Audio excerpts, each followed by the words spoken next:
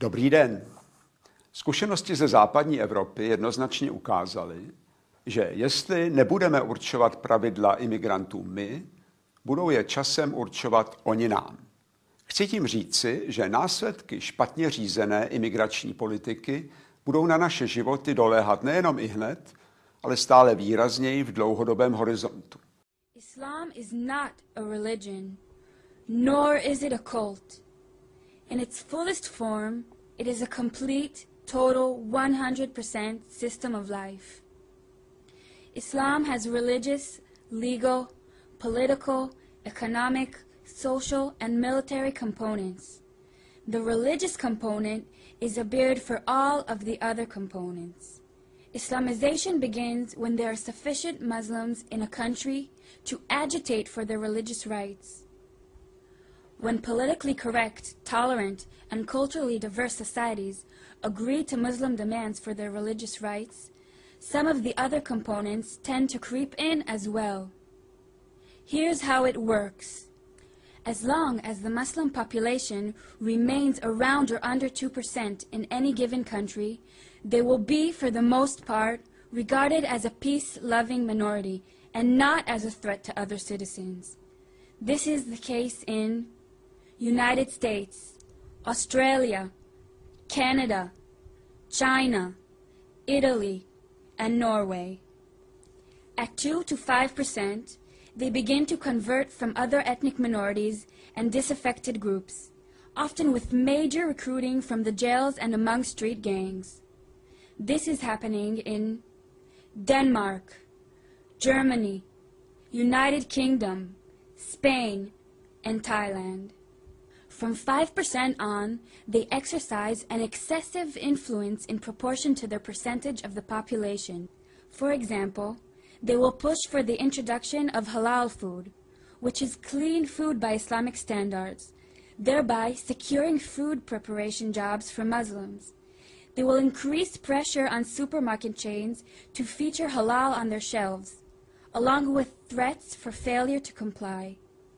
This is occurring in France, Philippines, Sweden, Switzerland, the Netherlands, Trinidad and Tobago.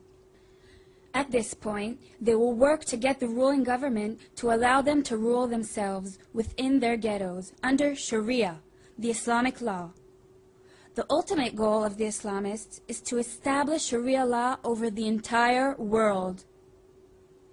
When Muslims approach 10% of the population, they tend to increase lawlessness as a means of complaint about their conditions. In Paris, we are already seeing car burnings.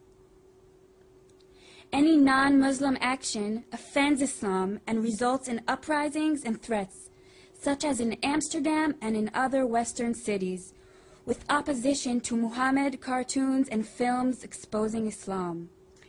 Such tensions are seen daily, particularly in Muslim sections in Guyana, India, Israel, Kenya, and Russia. After reaching 20%, nations can expect hair-trigger rioting, jihad militia formations, sporadic killings, and the burnings of Christian churches and Jewish synagogues, such as in Ethiopia. At 40%, nations experience widespread massacres, chronic terror attacks, and ongoing militia warfare, such as in Bosnia, Chad, and Lebanon. From 60%, nations experience unfettered persecution of non-believers of all other religions, including non-conforming Muslims, sporadic ethnic cleansing, use of Sharia law as a weapon, and jizya, the tax placed on infidels, such as in Albania, Malaysia, Qatar, and Sudan. After 80%, expect daily intimidation and violent jihad, some state-run ethnic cleansing, and even some genocide, as these nations drive out the infidels and move toward 100% Muslim, such as has been experienced and in some ways is ongoing in Bangladesh, Egypt, Gaza, Indonesia, Iran, Iraq, Jordan, Morocco, Pakistan, Palestine, Syria, Tajikistan, Turkey, and United Arab Emirates. 100% will usher in peace of Dar es-Salaam, the Islamic House of Peace. Here, there's supposed to be peace because everybody is a Muslim. The madrasas are the only schools, and the Quran is the only word, such as in Afghanistan, Saudi Arabia, Somalia, and Yemen. Unfortunately, peace is never achieved, as in these 100% states. The most radical Muslims intimidate and spew hatred and satisfied their bloodlust by killing less radical Muslims for a variety of reasons. A teď malinko na vážno. Multikulty, krupicová kaše. Přeci jenom jsme národ Jana Amose Komenského, takže škola hrou a názorná výuka pro ty inkluzované, ale nejen pro ně. Máme tady skvělou krupicovou kaši s máslem, kakaem, s kořicí, cukrem, grankem. Od každého kousek, prostě taková multichuťová kaše. Můžete si dát to, nebo tamto, nebo si nabrat kousek s cukrem společně se skořicí a je to rozmanité, zajímavé, každé sousto má něco toho svého originálního a společně to je chuťově velmi obohacující. Pak z toho ale můžete udělat tohle. Hnědou kaši, je to taková ta, no však všichni víte, co to je. Jasně, komu to chutná, taková ta multikulty hromada sraček. Jenže mě baví někam přijet a vidět a vnímat to, že tam jsou jiní lidé, jiná kultura, jiná krajina, prostě jiný zvyky, lidi jinak mluvějí, vypadá to jinak než u nás doma. Prostě cukr, skořice, kakao a ne ta hnědá, rozblemtaná hromada ničeho. Na téma Irák, Afghánistán nebo Guantanamo s vámi klidně debatovat budou, ale kompletní obrázek zůstává veřejnosti skryt. Útočnou válku povedeme proti celému světu. Abychom šířili islámskou víru, že neexistuje žádný jiný bůh než Aláh a že Mohamed je posel Boží. Hlavním úkolem naší svaté války a odporu je nastolit zákon podle Aláha, bojovat proti nevěřícím po celém světě a zavést na celém světě jediné náboženství.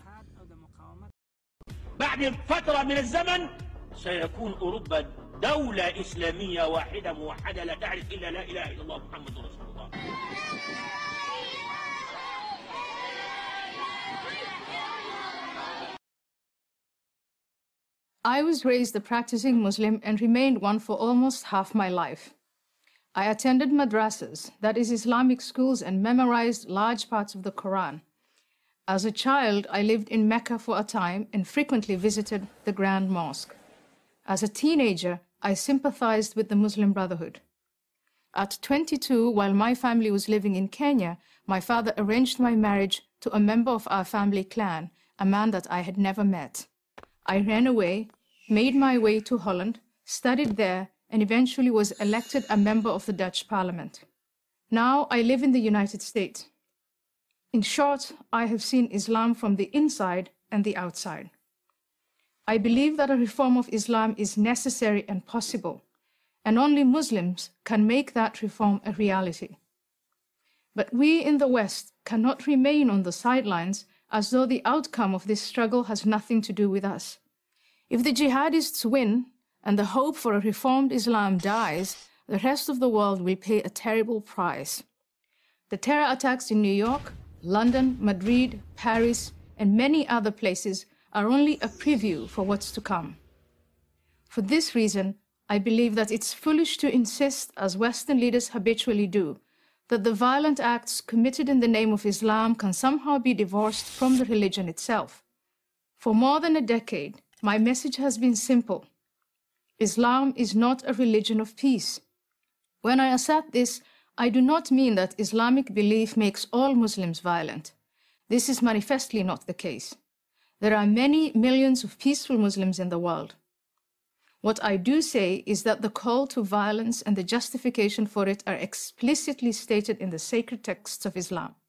Moreover, this theologically sanctioned violence is there to be activated by any number of offenses, including, but not limited to, adultery, blasphemy, homosexuality, and apostasy, that is, to leave Islam. Those who tolerate this intolerance do so at their peril. As someone who has known what it is to live without freedom, I watch in amazement as those who call themselves liberals and progressives, people who claim to believe so fervently in individual liberty and minority rights, make common cause with the forces in the world that manifestly pose the greatest threat to that very freedom and those very minorities. In 2014, I was invited to accept an honorary degree from Brandeis University for the work I have done on behalf of women's rights in the Muslim world. That invitation was withdrawn after professors and students protested my criticism of Islam. My subsequent disinvitation, as it came to be called, was no favor to Muslims, just the opposite. By labeling critical examination of Islam as inherently racist, we make the chances of reformation far less likely. There are no limits on criticism of Christianity at American universities or anywhere else for that matter. Why should there be of Islam? Instead of contorting Western intellectual traditions so as not to offend our Muslim fellow citizens, we need to defend both those traditions and the Muslim dissidents who take great risks to promote them. We should support these brave men and women in every way possible. Imagine a platform for Muslim dissidents that communicated their message through YouTube, Twitter, Facebook, and Instagram. These are the Muslims we should be supporting for our sake as much as for the sake of Islam. In the Cold War, the West celebrated dissidents such as Alexander Solzhenitsyn, Andrei Sakharov, and Václav Havel, who had the courage to challenge the Soviet system from within. Today, there are many dissidents who challenge Islam, but the West either ignores them or dismisses them as not representative. This is a grave mistake. Reformers such as Tawfiq Hamid, Asra Nomani, and Zuhid Jasser, and many others must be supported and protected. They should be as well known as Solzhenitsyn, Sakharov, and Havel were in the 1980s. If we do in fact support political, social, and religious freedom, then we cannot in good conscience give Islam a free pass on the grounds of multicultural sensitivity. We need to say to Muslims living in the West, if you want to live in our societies, to share in the material benefits, then you need to accept that our freedoms are not optional. Islam is at a crossroads of reformation or self-destruction, but so is the West. I'm Ayan Hirsi Ali of Harvard University for Prager University. To subscribe to our YouTube channel, click here. To help keep our videos free, donate here. To move in the neighborhoods, but clean their own neighborhoods. And another thing, when you say integration, it comes under intermarriage too, right? All been together. Right, sure. And I'm sure no intelligent white person watching this show, or no intelligent white man in his or her right white mind want black boys and black girls marrying their white sons and daughters, and in return introducing their grandchildren as half-brown, kinky-haired black people. I wouldn't object to that. Well, you wouldn't, but a lot of them would. Well, I'm sure a lot of people. No, this is the point. What I'm trying to say is this. And you don't have it. You say you don't, but you don't have it. You really ain't gonna have it. You're on the show, and you got to say that. But that's not true. Why would you want to do that? Because I don't think I'm any different from you. You see. Yeah, we're much different. I mean, I think society's made us different. You know we're different. If we're all together. But society's made us different. No, not society. God made us different. No, we're just human beings. He made all of us. We all listen. Bluebirds fly with bluebirds. Red birds want to be with red birds. Listen. Tell me when I'm wrong. Pigeons want to be with pigeons. But Tell me when I'm wrong. We should have more. They don't have intelligence, but yet they stay together. We should have more intelligence than them, right? Buzzards are with buzzards. Buzzards are with buzzards. Bluebirds are with bluebirds. They all are birds, but they got different cultures. The eagles like to hang out in the mountains. The buzzard like to fly around the desert. Well, the bluebird like to fly around the trees and the grass. There'd be certain problems, a buzzard mating with a sparrow, wouldn't there?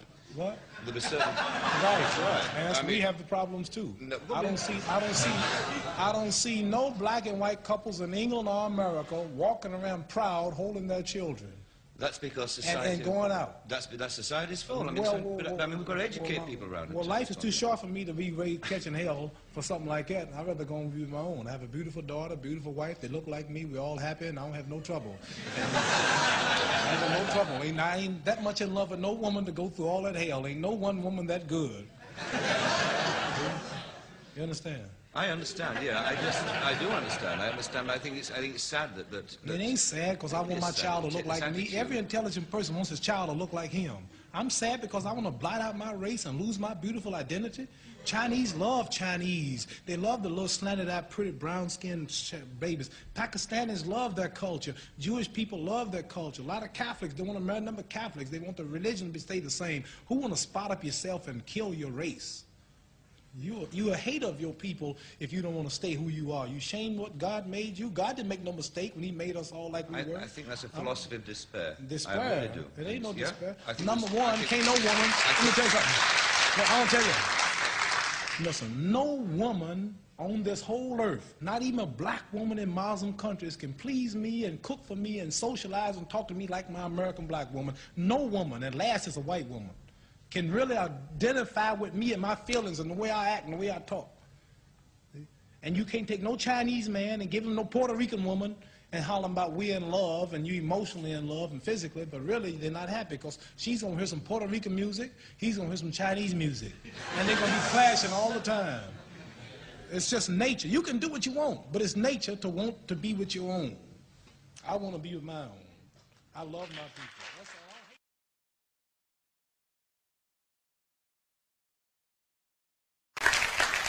Everywhere in the world there is Islam. You will find women oppressed, homosexuals murdered, you will find gang rape. Now, there's a unique phenomenon that it doesn't really exist outside of Islamic cultures, of familial gang rape, where fathers, brothers and cousins go out raping people together. It happened in Rotherham in the UK.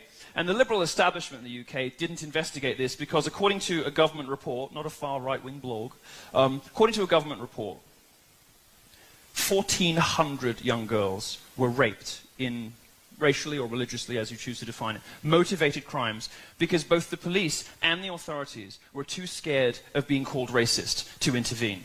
And this pattern repeats itself everywhere there is mass Muslim immigration. My suggestion to you, America, is that you don't need it here. Learn your lesson from 9/11. Learn your lesson from Orlando.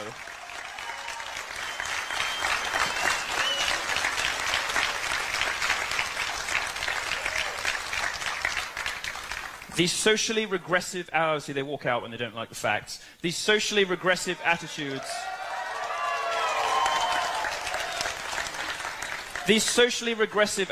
of Muslims in the West are horrifying. Absolutely horrifying. The surveys show that 52% of British Muslims think that my sex life should be made illegal. 39% of them.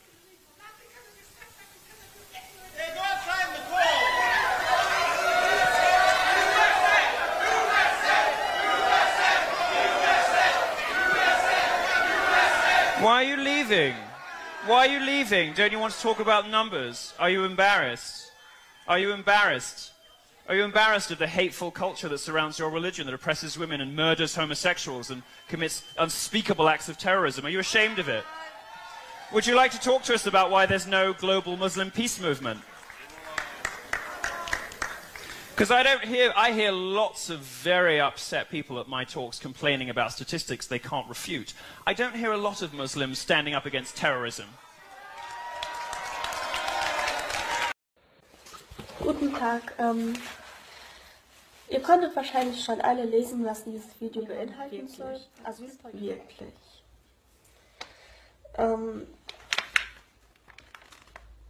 Ich hoffe auch, dass die Regierung sich bald ändert, weil das, was Angela Merkel treibt, die nette Fatima, wie man sie so nennt, ist nicht mehr normal. Ich weiß nicht, wo sie ihren Kopf gelassen hat. Ich weiß nicht, was sie dadurch erreichen möchte. Aber Angela, es ist meine Danke. Es ist wirklich eine Dankaussagung, dass du so Deutschland kaputt gemacht hast, dass du so mit der deutschen Psyche spielst, dass es eigentlich schon abnormal ist.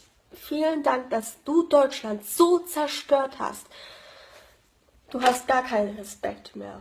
Wirklich, also du hast von niemandem, es geht jetzt darum, dass du wirklich von niemandem mehr Respekt hast, habe ich das Gefühl. Und es tut mir wirklich leid, aber haben sie das überhaupt verdient? Nach dem, was sie uns angetan haben. Und ich habe auch nicht das Gefühl, dass sie überhaupt wissen, was sie machen, weil sie ja immer noch nicht die Grenzen sperren wollen und immer noch mehr aufnehmen möchten. Ich kann es nicht verstehen, wie sie immer noch drüber wegschauen können. Machen Sie endlich etwas, machen Sie die Augen auf, machen Sie etwas für Deutschland. Sie zerstören Deutschland. Ist es normal, dass ich noch mit 16, weil ich werde ja zwar bald 17, aber ich bin noch 16, dass ich Angst habe, um 6 Uhr im Winter rauszugehen und die ganze Zeit nach hinten gucke? Nein, es ist nicht normal. Sie haben Deutschland zerstört. Ich verstehe auch nicht, was überhaupt die Politiker damit erreichen möchten. Ich kann es nicht verstehen. Ich glaube, die wollen tatsächlich Deutschland zerstören. Ja.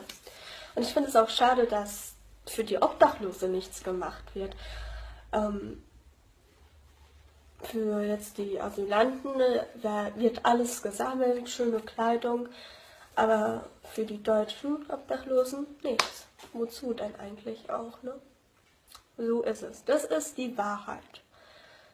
Das ist wirklich eine ganz traurige Wahrheit. Und ja, ich frage mich, ich denke schon, dass ich mit diesem Video etwas erreichen konnte, dass ich Zustimmung kriegen werde von manchen Personen, aber ob ich wirklich etwas erreichen konnte mit diesem Video, wird sich nach einer Zeit herstellen. Und das werden wir auch sehen. Und ja, also ich möchte mich jetzt bedanken für die, die das Video angeschaut haben. Und meine große Bitte ist, dass ihr die Frauen und uns Mädchen auch beschützt, weil wirklich, es ist ein Hilferuf, den eigentlich jeder ignoriert im Moment. Leute, ich habe wirklich Angst. Meine Freunde haben auch Angst. Meine Freundin hat sich sogar Pfefferspray zugelegt, einen Elektroschocker, weil es ist wirklich abnormal, was im Moment passiert. Ich hoffe, ich konnte irgendetwas mit diesem Video erreichen und dass sich bald etwas ändert, weil in so einer Welt möchte niemand mehr leben und bitte macht etwas. Beschützt eure Frauen, beschützt eure Kinder. Beschützt uns.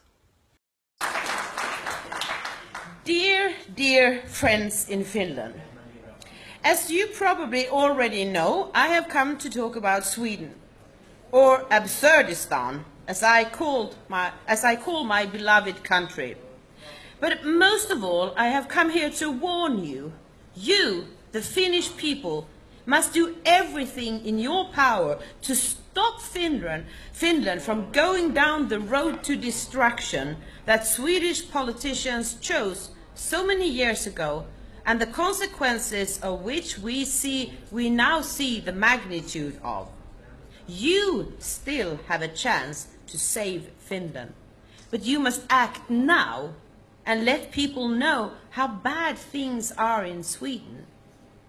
Up until the 1960s, Sweden had one of the most homogeneous populations in the world. Don't believe the people who tell you that Sweden has always been a country of immigration. That's simply not true. And they were highly qualified and soon assimilated into the Swedish way of living. Compare that to over 160,000 asylum seekers that came only last year. Many of them illiterate, or with only a few years of education.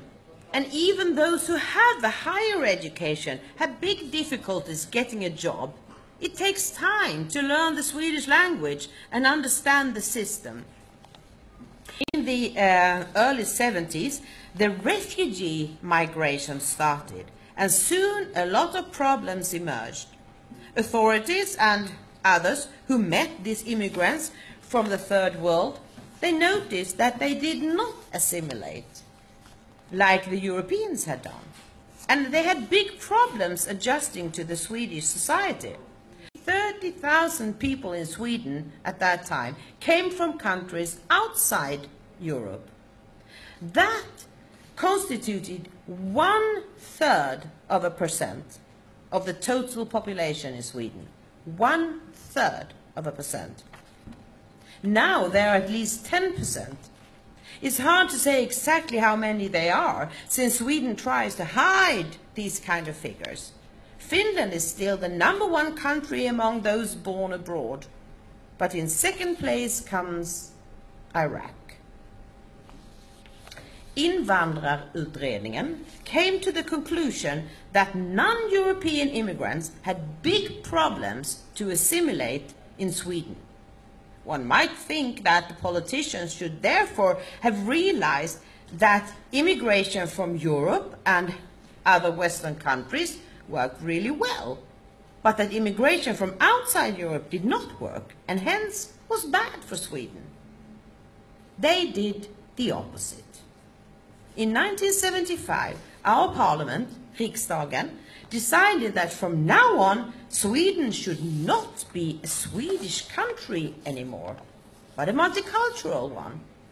They decided that children who did not speak Swedish in their homes should concentrate on learning the language their parents spoke, rather than getting extra lessons in Swedish. It was decided that immigrants should be encouraged to keep their own culture, rather than learning the Swedish culture, values and traditions. They decided that everyone living in Sweden should have the same benefits, even though a lot of immigrants never paid 1 krona in tax. And finally, it was decided that Swedes would have to accept the multicultural Sweden and learn to adjust to it. You might know that the former leader of the Social Democratic Party, Mona Sahlin, once said, "The Swedes will have to adjust to the new Sweden. The old Sweden is never coming back." Rape and other crimes have skyrocketed, but the mainstream media never reports on that. On the contrary, they keep telling us that Sweden has never been as safe and sound as it is right now. People from abroad always ask me how we could let it happen. If the Swedes did not want to live in a multicultural pandemonium, why did we vote for exactly that? I have thought a lot about this paradox and have come up with 2 explanations. One, the Swedes did not know about the decision made in 1975. There was never any debate, since all the parties agreed on it. And things did not change overnight. Up until a few years ago, most Swedes had no idea what was going on in the mostly Muslim suburbs of the big cities. 2, Sweden has a very special kind of nationalism that works like this.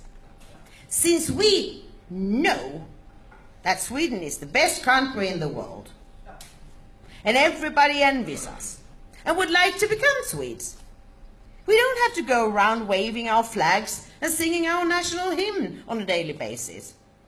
So we believed that everything would work out just fine. The immigrants would soon find out that the Swedish way is the best way. So who cared if they had different surnames? And I assure you that none of us ever imagined that immigration would be so big that we will become a minority in our own country in only 10 years if this goes on like this. In the last few years, more and more of us have found out what Muslim mass immigration means to a once peaceful and homogeneous society. Last year, more than 160,000 asylum seekers arrived in Sweden. So there is hardly any city or village that is free from asylum accommodations now.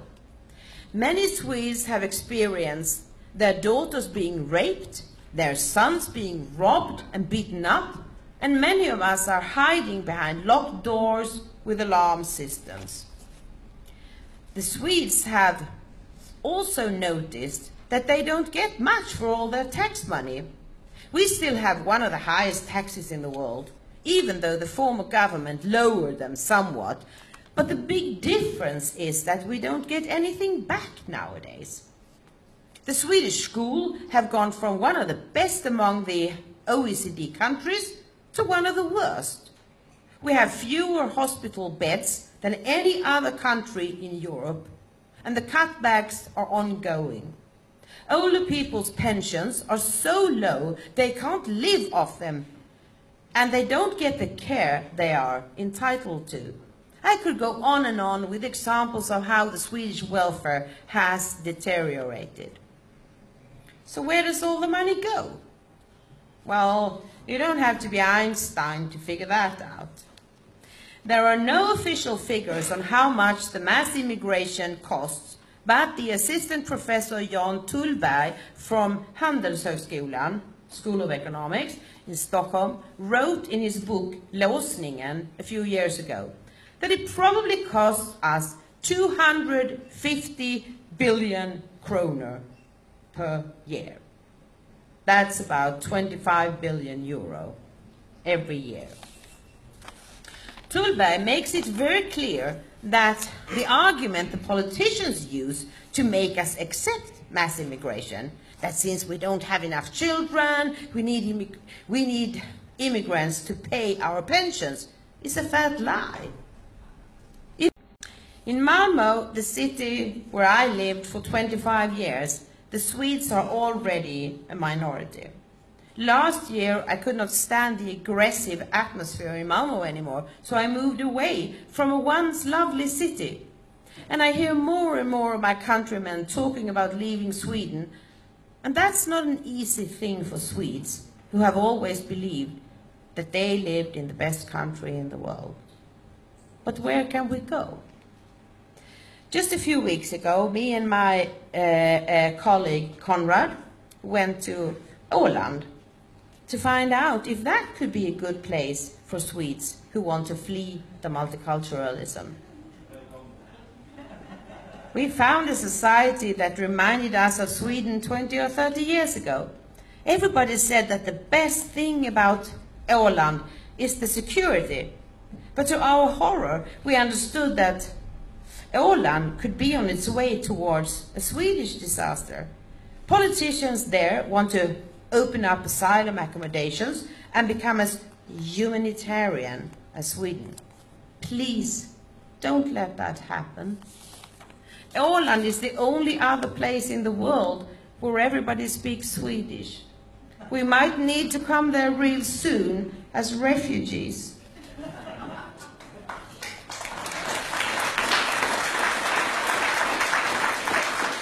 We who don't want any more mass immigration and Islamization of our countries, we seldom talk about feelings. We talk about crime statistics, about how much money the immigration costs, the taxpayers, the lack of housing, the cutbacks in schools, in healthcare, care for the elderly, and so on. And that is all true and important, but figures are never as powerful as feelings. I think that's why we, in spite of all the important things we say, have not yet attracted the mass audience we deserve. People care more about feelings than statistics and money. That's just how human beings work. So, I want you all to think about how it feels to live in Scandinavia or the Nordic countries in these days. How does it feel to see people in your country wearing pajamas and hijab and even niqab? How does it feel to see these people look at you with disgust and superiority, convinced that one day they will take over and force you to either convert to Islam, live like a third-class citizen, a dhimmi, or die? How does it feel to see your old mother and father suddenly being poor because their pensions are being cut every year? How does it feel to see your kids fail in school because the school is in chaos and even the brightest kids have problems learning something in this environment? How does it feel to think about the life your children and grandchildren will have when there is no more democracy, free speech, and all the other things we and our forefathers created? I will tell you how I feel. I feel like someone who is forced in a marriage. My parents, the government, forced me to live with a man, a mass immigration, who treats me badly, hits me and rapes me. And if I complain, I am told not to be so racist. I'm told that I had too good a life before, a life that I didn't really deserve. So now I must give something away to the more unfortunate guys and do so with a smile. Dear friends, I don't want to be in this forced marriage anymore. I want a divorce, and I want my abusive husband to go away. I want to once again be able to go to the public swimming pool without being groped by men who believe that women in bikinis are fair game. I want to once again feel safe in the streets of my hometown. I want the schools to be good again, the hospitals to be great again, and I want to know that my old parents will be able to live on their pension. I want to live a free and happy life in the country where I was born, with people who love this country and would do anything to protect it from going down. These people don't have to be born in my country. They don't have to be blonde and blue-eyed, but they need to love my country and be prepared to sacrifice everything for her survival. I want to feel safe.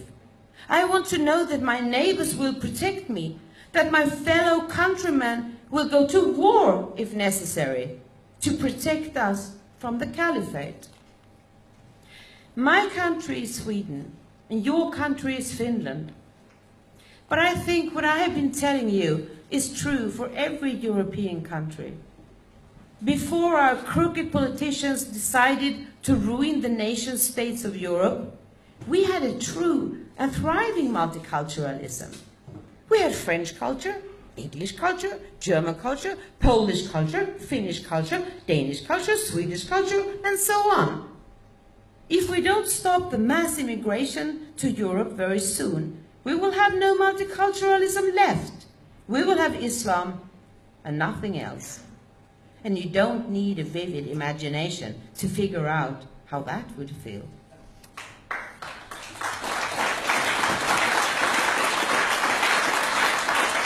One day, you might hear them say, just like you do, I want my country back. Thank you very much.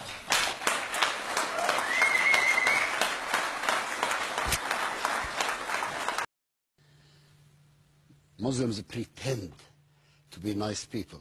Oh, but this is so jarring to Canadian ears. The Westerns are very naive.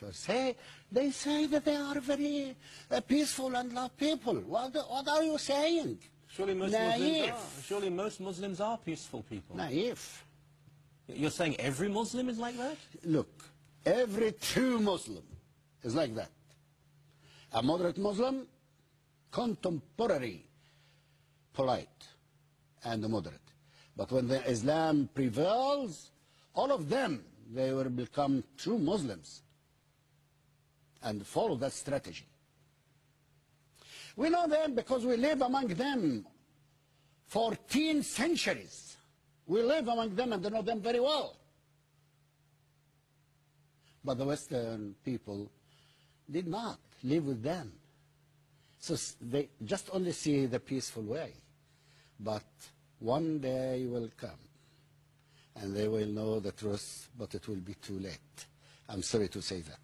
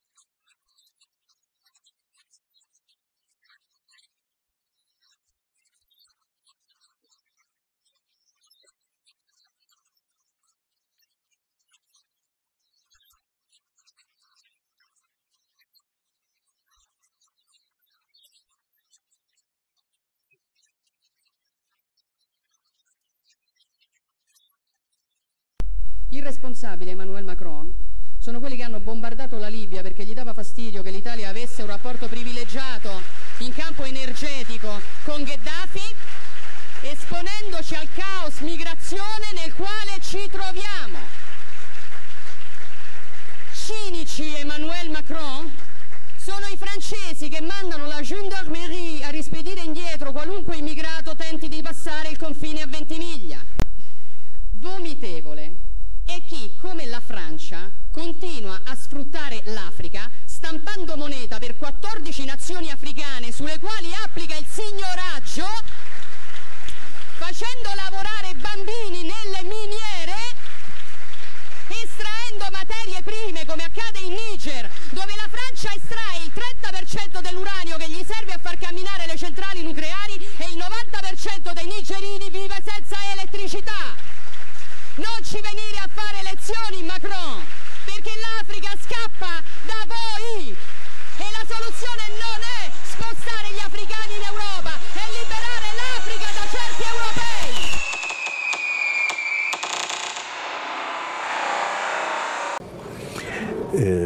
My jsme ve velmi zvláštní válce a nechcem si to přiznat. Kdo je nepřítelem v té zvláštní válce? No podívejte se, jako my máme ze strany radikálního islámu vyhlášenou náboženskou válku. To je hlavní nepřítel. Jinými slovy, za chvíli, aby se člověk bál mít křížek na zdi, vzpomínat na svatou Zdislavu a budeme se modlit k Mohamedovi jako proroku velkého Aláha.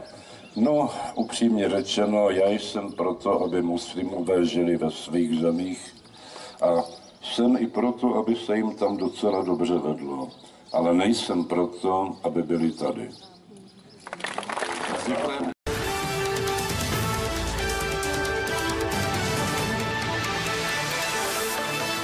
Guten Abend, herzlich willkommen bei RTL Aktuell. Teil Mundenheim in Ludwigshafen, Wohnort für Arbeitslose, sozial Schwache, ein sogenannter Brennpunkt. Und dennoch, für viele ist er Heimat. Genau hier errichtet die Stadt neue Flüchtlingsunterkünfte. Die alten Häuser müssen dafür verschwinden. Birgit Schrowanger und Burkhard Kress vom Magazin Extra erleben Anwohner zwischen Wut und Resignation. Ich wohne jetzt 33 Jahre, ich muss weg. Die Wohnungen abgerissen waren, muss ich sogar raus aus meiner Wohnung. Mein Mann ist krebskrank und schwer krebskrank. Und wir sagen halt, die Menschen kennen nichts dazu, dass sie steht anflüchten und bei uns Krieg wäre so. Aber die Ungerechtheit vom Staat her, das finde ich einfach nicht normal.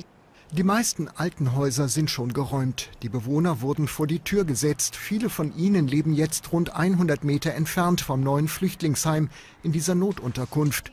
We see the same problems with the criminality in the same way, where multiculturalism is spreading and where the immigrants are spreading.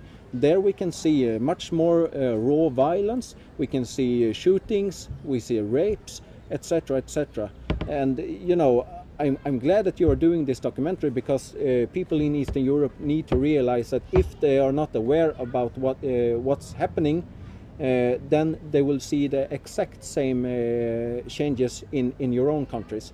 Because it was like this for us as well with the sausages. You know, they gave us a piece by piece and piece, and then finally we have had the whole sausages. You know, we have no-go zones, I think, you know, 70 areas where the police say this is no-go zones in Sweden. The situation now in Malmö is catastrophically. Just in the last recent weeks, I think it's have been 7 people killed in shootings and several people injured. Yes, the rape epidemic is of course true. You know, we are, I think, second highest rate in the world. I think it's only one African country that has a higher... Hi, Slovakia people. I want to tell you that we in multicultural Sweden, we are so happy that there are some European countries that still love their own people and they will not become multicultural. Let Sweden and the rest of the Western Europe be a warning example for what to come. If you don't take care of your countries, then in the future you will not have a Slovakia anymore. It will be filled with immigrants, with Muslims, with people from around the world, and you will have nothing to say about it. When the demographic have changed and they are more people in Slovakia than you are Slovaks, then it's end of the game. Then you will have nothing anymore.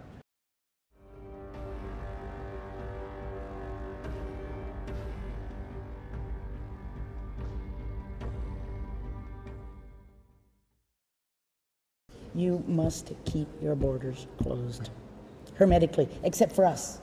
You know, we'll come visit. You might even save our asses someday, but we might be refugees in your country. You want to keep your society safe. You want to keep your women safe. You want to keep your children safe. You want to keep your traditions. You have to close the borders. You have to close the borders, and you have to vet very carefully who comes in. Please, please open your eyes, get informed about what is happening in Germany, Sweden, England, France, and please don't go down the same route that we have.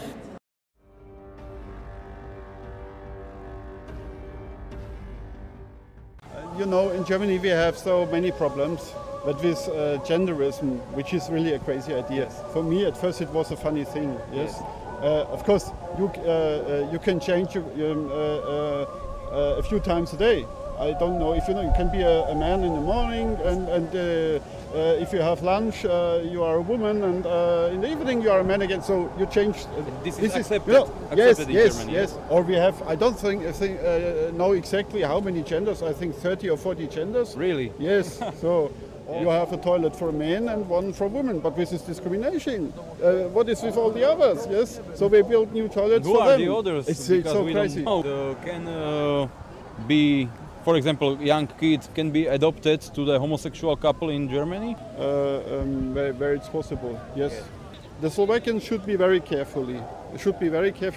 Because everything starts very small. It starts small, the propaganda for homosexuality and. The foreigners, it starts very small, but it increases very fast.